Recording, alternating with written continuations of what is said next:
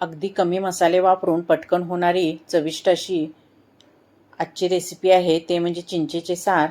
त्यासाठी थोडी चिंच 15 ते 20 मिनिटे पाण्यात भिजवून ठेवली होती. चिंच छान भिजली की हाताने कुस्करून गाळणीने गाळून त्याचा कोळ काढून घ्यायचा. आता मसाला बनवण्यासाठी अर्धा चमचा जिरे, 1 चमचा सुके खोबरे, 2 ते 3 लसूण पाकळ्या, 4 ते 5 कढीपत्त्याची पाने, थोडी कोथिंबीर घालून मसाला चांगला बारीक करून घ्यायचा. आता फोडणीसाठी 2 ते 3 चमचे तेल घेऊन पाव चमचा मोहरी, थोडी कढीपत्त्याची पाने, थोडी कोथिंबीर, पाव चमचा हिंग पावडर, बारीक केलेला मसाला घालून मिनिटभर परतून घ्यायचा. पाव चमचा हळदपूड, 1 चमचा मसाला तिखट घालून परतून घ्यायचे. आता चिंचेचा कोळ घालायचा. आपणाला सार कितपत पातळ हवे आहे त्या अंदाजानुसार पाणी घालून चवीपुरते मीठ व गूळ घालून सार छान 5 मिनिटे उकळून घ्यायचे. आंबट गोड चवीचे हे सार खूप छान होते. हे सार तुम्ही भातासोबत खाऊ शकता.